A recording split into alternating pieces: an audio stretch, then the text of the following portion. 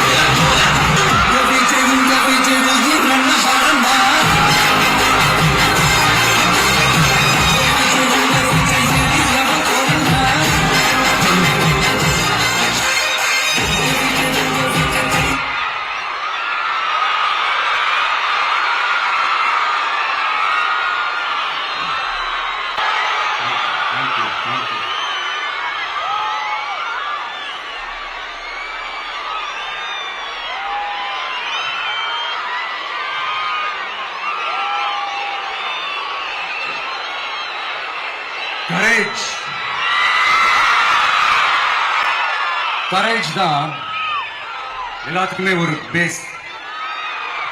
Courage தான் எல்லாத்துக்குமே ஒரு பவர். அப்படிப்பட்ட அந்த பவர் எதுல இருந்து ஆரம்பிக்கிறது தெரியுமா? நம்மள அண்டர் எஸ்டிமேட் பண்ற நேரத்துல, நம்மள ஒரு ஏளனமா பாக்குற நேரத்துல, நம்ம யாருன்னு ப்ரூவ் பண்ணி காட்டணும்னு ஒண்ணு தோணும். நம்ம யாருன்னு காட்டணும்னு ஒரு உத்வேகம் ஒண்ணு வரும். அப்படி ப்ரூவ் பண்ற அந்த பாயிண்ட் எதுல இருந்து ஸ்டார்ட் ஆகுது தெரியுமா? எந்த விஷயத்துல நம்மள கிண்டலும் கேலியுமா பேசுறாங்களோ அதே விஷயத்தை வச்சு நம்ம அது ஒரு பாசிட்டிவா மாத்துறதுன்னு ஒண்ணு இருக்குல்ல, அதே விஷயத்தை வச்சு நம்ம அது ஒரு ஃபயரா மாத்துறதுன்னு ஒன்று இருக்குல்ல, அங்கிருந்துதான் அந்த பவரே ஸ்டார்ட் ஆகுது. அப்படிப்பட்ட அந்த உண்மையான அந்த பவரை சொல்ற அந்த பாயிண்ட்ல இருந்தே ஆரம்பிக்கலாமா? ஏ விஜய், வீட்டை விட்டு வெளியே வா. ஏ விஜய், பனையூர் விட்டு வெளியே வா அப்படின்னு சொல்றவங்களுக்கு என் வீடு எதுன்னு தெரியுமா? முதல்ல என் வீடு எங்க இருக்குனாவது தெரியுமா? என சீண்டி பார்க்கறதா நினைச்சு கிண்டலும் கேலியுமா பேசுறவங்களுக்கு நான் சொல்றேன், இந்த தமிழ்நாடு தமிழ்நாடுன்னு சொல்றாங்களே அது மத்தவங்களுக்கு வேணா ஸ்டேட்டா இருக்கலாம், ஆனா என்ன பொறுத்த வரைக்கும் என் தாய் நாடான தமிழ்நாடு தான் என் வீடு. என் வீட்டுல மொத்தம் எத்தனை பேர் இருக்காங்க தெரியுமா? 8 கோடி பேர் இருக்காங்க. ஒட்டுமொத்த தமிழ்நாட்டு மக்களும் என் வீட்டு மக்கள், என் குடும்பம், என் உறவு, என் சொந்தம். எனக்கு எல்லாமும் கொடுத்த இந்த 8 கோடி சொந்தங்களுக்கு இனிமே எல்லாமுமா கூட நிக்க போறது இந்த விஜய் மட்டும்தான். தமிழ்நாட்டோட முதல் படை வீரனா, தமிழ்நாட்டோட முதல் பாதுகாவலனா அவங்க கூடவே நிக்கணும்ன்றதுதான் என்னுடைய குறிக்கோள். இன்னைக்கு இந்த விஜய், உங்க விஜய் உங்ககிட்ட ஓட்டு கேட்டு மட்டுமே வரல, உங்ககிட்ட நீதி கேட்டும் வந்திருக்கிற. ஆக்சுவலா உங்களுக்காக நீதி கேட்கறதுக்காக தான் நான் அரசியலுக்கே வந்தேன்.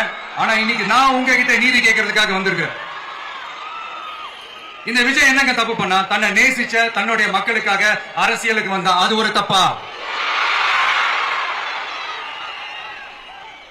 எல்லாத்தையும் ஒதுக்கி தள்ளிட்டு மக்களுக்காக மட்டுமே வந்த அது ஒரு தப்பா? இந்த மத்த கட்சிகளுக்கெல்லாம் மாநாடு நடத்துறதுக்கோ பொதுக்கூட்டம் நடத்துறதுக்கோ இல்ல ஹால் பங்கன்ஸ் நடத்துறதுக்கோ பர்மிஷன் கொடுப்பாங்க, இடம் கொடுப்பாங்க. ஆனா நமக்கு மட்டும் இடம் கொடுக்க மாட்டாங்க, கொடுக்கவும் விட மாட்டாங்க. இது என்னங்க நியாயம்? நான் போய் மக்களை சந்திக்கிறதுக்கோ இல்ல மக்கள் வந்து என்ன சந்திக்கிறதுக்கோ ஒரு உரிய இடமோ இல்ல உரிய பாதுகாப்போ மத்த கட்சிகளுக்கு எல்லாம் கொடுப்பாங்க, ஆனா எனக்கு கொடுக்க மாட்டாங்க, கொடுக்கவும் விட மாட்டாங்க. இது என்னங்க நியாயம்? இந்த SOPs சொல்லுவாங்க, அதனுடைய ஃபுல் ஃபார்ம் வந்து ஸ்டாண்டர்ட் ஆபரேட்டிங் ப்ரொசீஜர். ஆனா எனக்கு மட்டும் அது ஸ்டாலின் சார் ஆபரேட்டிங் ப்ரொசீஜர். இது என்னங்க நியாயம்? இந்த விஜய் உண்மையானவன்றது உங்க எல்லாருக்குமே தெரியும். நமக்கு எதிராக சதி செய்யறது யாரு, நமக்கு எதிராக சூழ்ச்சி செய்யறது யாரு, நமக்கு எதிராக பழி போடுறது யாரு, யாரெல்லாம் ஒன்னா சேர்ந்து இதெல்லாம் செய்யறாங்கன்றது உங்க எல்லாருக்குமே நல்லா தெரியும். அதனால என்னோட சொந்தங்களாகிய உங்ககிட்ட வந்து நான் நீதி கேட்காம வேற யாருக்கிட்ட தான் போய் கேட்பேன்? செல்ஃபே எடுக்காத ஒரு கூட்டணி கணக்கு, செல்ஃபே எடுக்காத ஒரு அரண பழைய அரித்மேட்டிக் கணக்கு, இதெல்லாம் வேலைக்கே ஆகாது. ஆணித்தரமா அடிச்சு சொல்றேன். அப்புறம் காசு கொடுத்து ஓட்டு வாங்கிடலாம்னு கனவு காண்றாங்கல்ல, அதுவும் இந்த விஜய் வந்ததுக்கு அப்புறம் நடக்கவே நடக்காது. வண்டி வண்டியா கொண்டாந்து கூட்டுவாங்க. 1000, 2000, 3000, 4000, 5000 சாமி மேல சத்தியெல்லாம் வாங்குவாங்க. அப்படிதான் இத்தனை வருஷமா உங்களை ஏமாத்தி இருக்கிறாங்க. வாங்கிக்கங்க, சந்தோஷமா வாங்கிக்கங்க. எல்லாம் உங்க பணம் தான். வாங்கிக்கிட்டு அவங்க காதிலே விசில முதி அனுப்புங்க. எப்படி? அவங்க செவிலே விசில முதி அனுப்புங்க. எல்லாரையும் விசில் சின்னத்துக்கு ஓட்டு போட சொல்லுங்க. விசில் சின்னத்துக்கு ஓட்டு போட வைங்க. இந்த தேர்தல் நெருங்கிற இந்த நேரத்துல பொலிட்டிக்கலா ஸ்பீக்கிங் டு த பாயிண்ட் ஒரே ஒரு விஷயம் நான் சொல்லணும். நாங்க அரசியலுக்கு வந்தது எந்த கட்சியும் ஒழிக்கிறதுக்கோ அழிக்கிறதுக்காக நாம அரசியலுக்கு வரல. யார் மேலேயும் தனிப்பட்ட ஒரு வன்மமோ இல்ல தனிப்பட்ட கோபமோ அப்படிலாம் யார் மேலேயும் கிடையாது. இந்த மத்தவங்க மாதிரி இந்த வெறுப்பு அரசியல் பண்றதுக்காக நாம அரசியலுக்கு வரல. அரசியல் ரீதியா நம்மளுடைய எதிரிகள் யாருன்னு டிக்ளேர் பண்ணிட்டு தேர்தலில் நின்று ஜெயிச்சு மக்களுக்காக எங்களுடைய நன்றி கடனை செலுத்துறதுக்காக தான் நாம அரசியலுக்கே வந்திருக்கோம். Just want to make this clear. அவங்களை கேள்வி கேட்கறதுக்கு முன்னாடி அவங்களோட இயலாமையை மறைக்கிறதுக்காக இந்த ஏ டீம் பி டீம் இதெல்லாம் கூட சேர்த்துக்கிட்டு ஒரே விஷயத்த சொல்லி அழுகுறாங்கல்ல. என்னன்னு சொல்லி அழுகுறாங்க? அனுபவம் இல்லாதவங்களால எப்படி ஆட்சி அதிகாரத்தை செய்ய முடியும் அப்படின்னு ஒரே விஷயத்த சொல்லி அழுகுறாங்கல்ல. அந்த அழுகைக்கு நாம ஒரு பதிலடி கொடுக்கணும்ல. மக்களே, நான் உங்களையே கேட்கிறேன், தெரியாம தான் கேட்கிறேன். இந்த அனுபவம் அனுபவம் அனுபவம்னு சொல்றாங்களே, அதிகாரத்தை வச்சு மக்கள் பணத்தை கொள்ளையடிச்சதை தாண்டி வேற ஏதாவது கொம்பு முளைச்ச பெரிய அனுபவம் உங்களுக்கு இருக்குதா?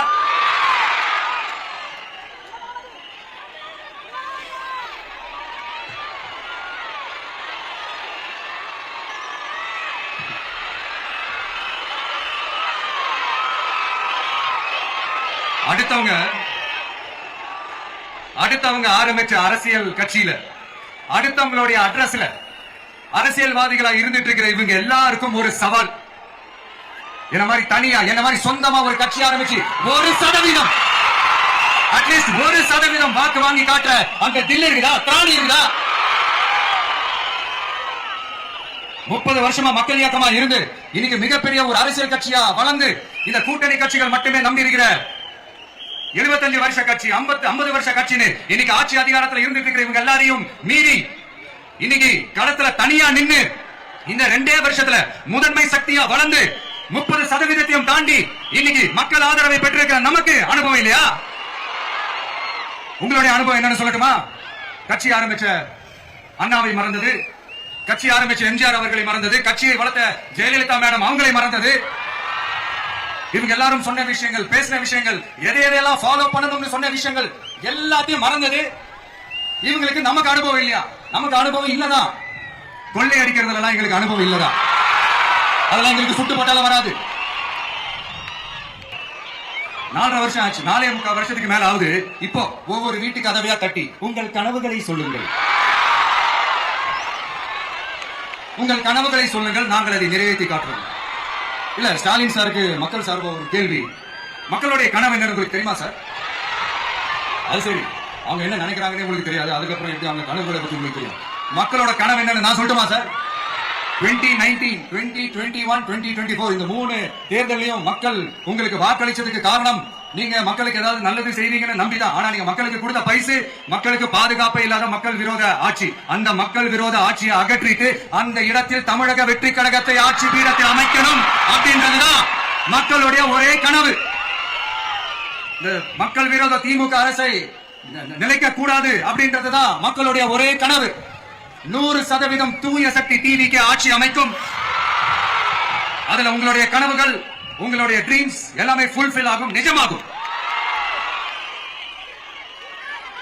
தமிழ்நாடு எப்பவுமே டெல்லிக்கு அவுட் ஆஃப் கண்ட்ரோல் அப்படின்ட்டு ஸ்டாலின் சார் அடிக்கடி சொல்லுவாங்க. ஸ்டாலின் சார் எது எதெல்லாம் அவுட் ஆஃப் கண்ட்ரோல் இப்ப நான் கொஞ்சம் சொல்லட்டுமா? முதல்ல சட்டம் ஒழுங்கெல்லாம் அவுட் ஆஃப் கண்ட்ரோல், பெண்கள் பாதுகாப்புல அவுட் ஆஃப் கண்ட்ரோல், இளைஞர்கள் வேலை வாய்ப்புல அவுட் ஆஃப் கண்ட்ரோல்.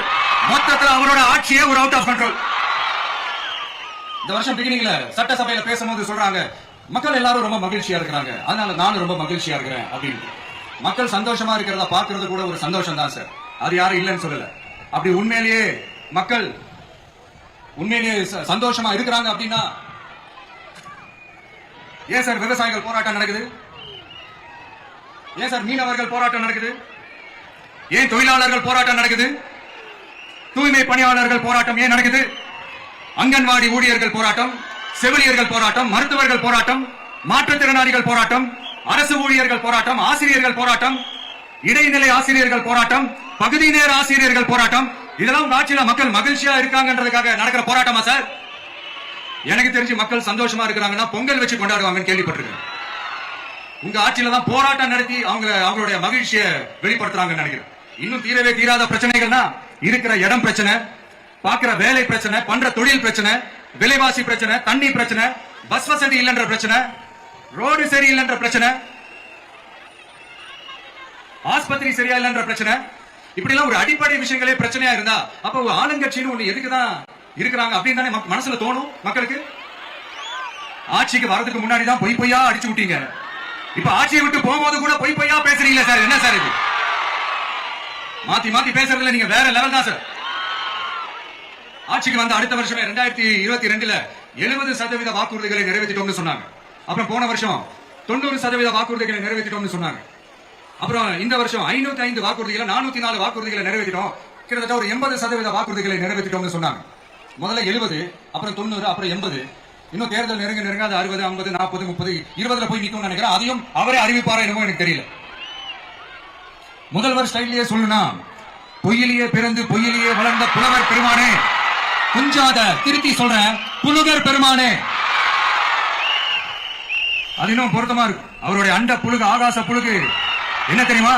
பெண்களுக்கு பாதுகாப்பு தமிழ்நாட்டில் எங்க போனாலும் கொட்டி கிடக்குதா. அப்படி அது உண்மைனா அண்ணா யூனிவர்சிட்டி அந்த பொண்ணுக்கு ஏன் சார் அப்படி ஒரு கொடுமை நடந்துச்சு? கோவை கல்லூரி பெண்ணுக்கு ஏன் சார் அப்படி ஒரு கொடுமை நடந்துச்சு? பெண் குழந்தைகள் பாதிக்கப்படுறதா கிட்டத்தட்ட 1000க்கும் மேலான போக்சோ கேசுகள் ஏன் சார் பதிவானுச்சு? போதைப் பொருள் கலாச்சாரம் கண்ட்ரோலே இல்லாம அது பாட்டுக்கு தாறுமாற எங்கேயோ போயிட்டு இருக்கு. வயலன்ஸ் தலைவிரிச்சு ஆடுது. அதுக்கு ஒரு ரீசென்ட் எக்ஸாம்பிள் அந்த ரயில்வே ஸ்டேஷன்ல அந்த சிறுவர்கள் எல்லாரும் சேர்ந்து செஞ்ச அந்த சம்பவம். சட்டம் ஒழுங்கு சரியா இருந்தா ஏன் சார் இப்படி எல்லாம் நடக்குது? சட்டம் ஒழுங்கு சரியா இருக்கணும்னா முதல்ல தமிழ்நாட்டுக்கு ஒரு டிஜிபி வேணும் சார். எங்க சார் போனார் அவரு? எங்க அவரு? சும்மா இந்த ஆக்டிங் ஆபீசரை வச்சுக்கிட்டு அரசாங்கத்தை நடத்துனீங்கன்னா இப்படிதான் சட்டம் ஒழுங்கு சந்தி சிரிக்கும். முதல்ல தமிழ்நாட்டுக்கு ஒரு டிஜிபியை போடுங்க சார். அதுக்கப்புறமாச்சும் சட்டம் ஒழுங்கு சரியாகுதான்னு பார்ப்போம்.